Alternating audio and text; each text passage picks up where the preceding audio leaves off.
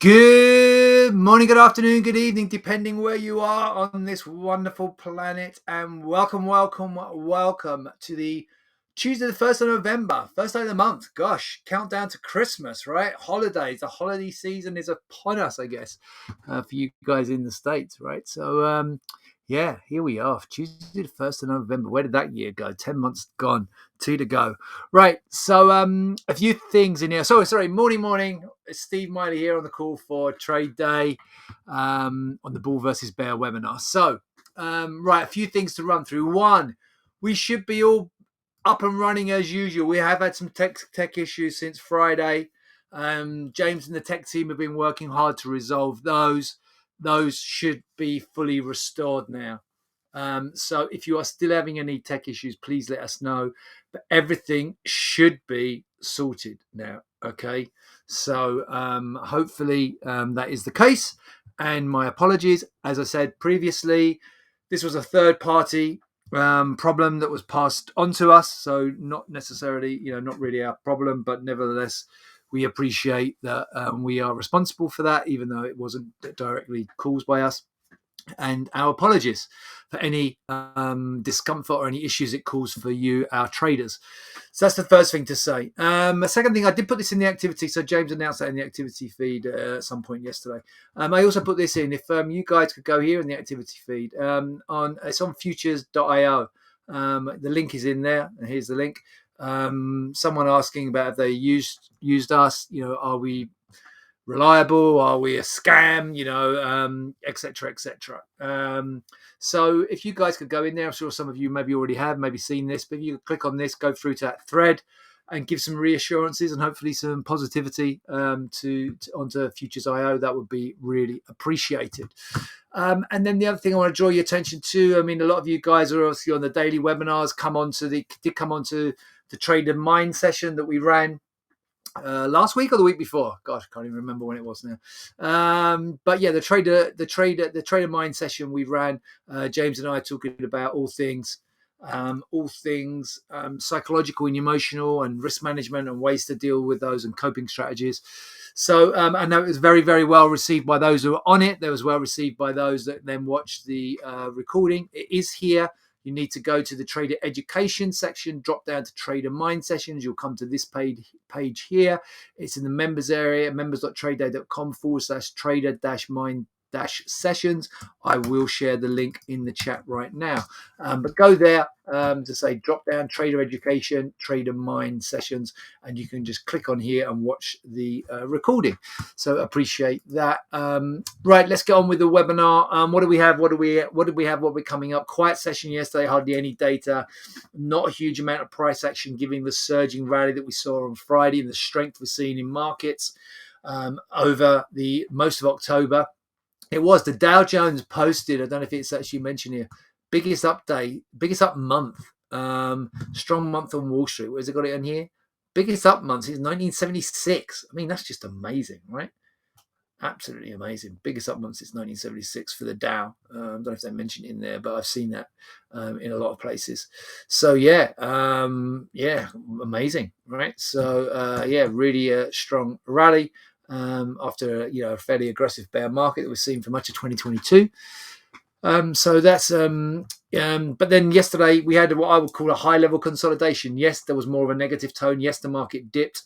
We did get a little bit of a bounce, a stronger bounce than overnight. We'll talk about that shortly. But all of this is pointing to a still positive session going into today. Now, remember, it's a big week. We have manufacturing PMI coming out 9:45 for the US from global S&P. And then the ISM, the more watch data at 10 o'clock. These are 9:45 Eastern, 10 o'clock Eastern. Okay, that's going to be the big focus now. We have had some other PMI out of Europe in here this morning. We had from the UK. Don't know why it's not on there. We did have UK data this morning, which was actually worse than expected. UK manufacturing shrinks at fastest pace since mid-2020. So that's since COVID. So not good. That was a negative from this morning, but nevertheless, stocks are high, and we'll talk a little bit about that in a second. But the big focus today really is going to be initially on the 9:45 data, but the more important data, the ISM data, the Institute of Supply Management, PMI, Purchasing Managers Index. PMI is important because it's these, PMI purchasing managers. Those are the guys in the supply chain looking up and down the supply chain. It's a very forward indicating. It's a very good lead indicator for the future of the economy. Okay, so it will see if we're going into any kind of slowdown. So the forecasts are at 53%. For the ISM manufacturing employment number, and 50 sorry, not it's not percent, it's an index, right? Well, it is actually a percent, yeah, because it is 0 to 100, and 50. We're looking for 50 on the index for the main headline number. So watching for those. What you'd really want to see is those to stay at that level or above, to show that inflation is starting to show, whilst the economy is still looking relatively robust. Going overnight, actually a bit later today, we get the API weekly crude oil stock data. That's 16:30, 4:30 p.m. Eastern time. And then we get RBNZ this afternoon, well, overnight in here. RBNZ decision, and also RBNZ employment data in here. So a busy week in New Zealand. Not necessarily a big deal, but nevertheless, we'll be keeping an eye on that. Okay, we'll certainly be keeping an eye on that overnight in here. I think it's their decision. They've got a press conference anyway. I think it is, yeah. I'm not 100% on that one, actually. Okay, what else we got? Let's go to 5 things to start your day. What's moving markets? Yield curve. Okay, so most of the yield curve in the US inverted many months ago, but Powell told us a long time ago that his favored yield curve. Okay, and there's a separate little link on this. His favored yield curve is the 3-month forward versus the 3-month forward in 18 months, I think it is, right? Yeah, so 3-month rates are on the cusp of seeing the rate at which they're expected to be in 18 months. So it's the 3-month rates versus 3 months, 18 months forward, okay? And that is getting close to inversion. It's not inverted yet, but that is what Powell tells us. He says, he's told us, I think it was the beginning of this year in a speech, that's what the Fed, he and the Fed look at as an indication of potential as a recession signal. It's not inverted. It's getting close to inversion. It's not inverted, but it's moving closer. Okay, so that's kind of interest, so people are watching that. Biden's talking about an oil windfall tax. However, that's never got floated anywhere, and it's going to be very, very difficult for him to get that through Congress. So very unlikely that's going to happen. Banks, Credit Suisse still in the newswires, but nothing's going to really impact us. And US equity futures rebounded this morning, having dipped lower yesterday, but they dipped. Well, they had a rebound already in the main session yesterday. Further rebound going into today. Here's another. There's the article there on Powell bond rally with Powell's favoured curve poised for inversion. We've spoken about that. That's the same article there. So Wall Street ends strong month on weaker notes. So we did get a little dip yesterday at the end of the month, but nothing really too negative. And I have to reiterate in here how strong stocks were last week, given dreadful earnings data. Meta, Amazon, Apple was the bright spark, but was still not particularly great, but hung in there. Google, all of those, Alphabet, all negative. Okay, Texas Instruments, whole big tech looked very, very negative all through last week, and markets staged a huge rally on Friday, really, really strong in here. And then overnight in here, futures rise after a strong month of Wall Street. So we're up again into this morning on the overnight futures markets. Futures rise. And the driver of this has been this China reopening. It wasn't picked up there, but China stocks are surging overnight. China stocks in the US are surging. China-linked equities rally on reopening speculation. And I believe there was some kind of a tweet or something. China rally after unconfirmed social post on reopening. So unconfirmed post on social post on reopening. So we're still in zero COVID. Speculation COVID zero may ease. So there's still a very strict COVID policy in China. And and maybe a potential reopening. Rumors of that sending Chinese stocks higher, Asian markets higher, and then knock on into Europe and US futures overnight. Chinese stocks in US surge on speculation of COVID zero exits. All of those headlines of that. We looked at the UK PMI data this morning, but UK stocks, despite that number in here, UK stocks hitting a 7-week high. So European stocks up as well, helped by commodity stocks pushing higher with that China news. If we look at the European exchanges this morning, strong showing on the European bourses, between 1% and 2%, 1% and 1.5%. The French index nearly up 2%, the German index nearly 1.5%, the FTSE UK index over 1.5%. So a strong showing for Europe this morning. And look at the US in here. We had only a mild dip, considering the really strong rally we had on Friday. Mild dip on the main exchanges yesterday, and we've got back pretty much all of that in here today. Dow's up 0.5%. The Nasdaq is up over 1% going into this morning. A nod to the Fed tool. Well, we've obviously got in here the meeting. Starts today, finishes tomorrow. Pretty much nailed on in here for a 90% chance of tomorrow's for a 75 basis point. And now look, this is going stronger and stronger, this column in here. This is the December. I'm looking for only another 50, so a 75 and then a 50. Okay, so this is continuing to rise in here, and the peak as we go into the first quarter and the first half of next year, staying at the 475s to 450 level in here. And then by September in here next year, so not September, it's November, in here, still at that 450 to 475, but by the end of the year, threat of a rate cut by in this time next year, potentially, still priced in by the market. Okay, I'm not focusing. I've got earnings calendars still open in here, but really most of the big earnings are gone. Nothing that's going to really impact onto the major indices yet to come. Let's take a look at the chart. So you see yesterday's price action. Here's the S&P completely reversing. I would still consider yesterday's a high level consolidation, reversing all of yesterday's, up above yesterday's high and sitting right on the previous day's high for the S&P. And here we are. So there's yesterday. So we were sitting when we were on the call in here yesterday. We were sitting around that 23.6. We did dip below the 23.6, but then only a shadow dip. It was a choppy sideways. Not much of a session yesterday. Difficult to make money yesterday, I think.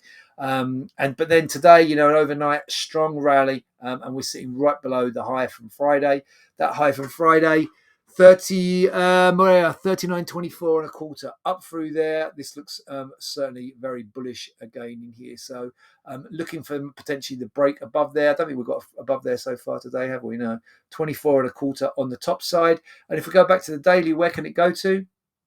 Well, in here we've got this little peak in there just above. That peak at 36 and a quarter, and then you kind of I'll be aiming up in here into the mid 70s. So we could be up into the mid 70s easily today, maybe even above. Mid to high 70s, maybe up to 80 on the top side as targets today at these peaks over here. And then if we go to the Nasdaq, similar story. So yesterday's dip got pretty much all of that back. You've got Friday's high in focus now, and then these peaks from last week. So Friday's high, yesterday, so overnight so far, we've got up to 594.75. Friday's high was 626, and then last week's high at 734. Those are all upside trigger points. And that peak there from last week, just getting above that peak there. Above there, we could easily see us up into this area here. I think we could be above 12,000, maybe even towards 12,100 would be potential targets going into the day. Is the market going to make that kind of a statement ahead of the Fed? Well, we've still got another 48 hours to the Fed. Well, not 40 hours, less than 40 hours, but you've still got a whole day and a bit of trading and an overnight session trading, right? So the market's not going to be, I would say, on complete hold going into the Fed, particularly with that PMI data today. So the PMI data could be the boost for this to add on another 1.5% to the top side. So I do think there is risk in here, still higher going into the day. And no surprises to go in here. So we did go below. We were hovering above the 23.6 on before the open. We dipped below that, but held at the 38.2 and then rebounded. So a real kind of shallow dip and strong, decent rebound, a gradual rebound as well. So that looks like it's sustainable. A quick nod to the commodity markets. So we'll start off on gold on the daily. Yes, we were damaged yesterday. I was clinging to a bullish tone in my reports overnight. It's really hard to cling to that with most of the support from last week's rebound in here given up. But we have then had a really bullish, impulsive session in here today. So the market's looking particularly strong in here. And that's being assisted by, if we go in here onto the dollar in here, you see the dollar was up yesterday and then reversed back lower today. So the reversal back lower in the dollar weakness helping with gold strength in here this morning. So for me, upside potential still. We could be back up to the recent highs for gold. So looking back to 1675.76. If I step into the 15-minute chart, look, you see really impulsive recovery. It's left behind all of this resistance, surging up through resistance, higher highs and higher lows now. This is on the 15-minute chart. More recently took out that peak there. That was an important failure peak. That was at 57. Okay, so we're up to and through there. I mean, this could easily be up to like 1660, 1670, or sorry, high 1660, 1670 going into today for gold. Oil in here, big down day, did reverse back higher in here today, inside pattern. For me, clinging on to a positivity in here, higher highs and higher lows now on the 15-minute chart. Created a basing pattern in here, reversed the trend line, got the counter trend line off the high. Okay, reversed up through there, kind of defending the underside of the trend line now. Probably wouldn't want to venture along. If you're aggressive, you go through the little counter trend line just running across there. You're aggressive, you go up through there. That's coming in around 88.00. You've got the little overnight high, 88 just above there, 88.06, and then the peak is at 88.24. So maybe up through 88.00, certainly up through 88.24. This all looks more bullish.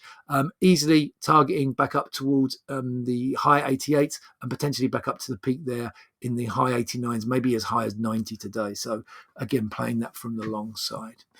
All right, I'm going to wrap it up there, everyone. Any questions from anyone?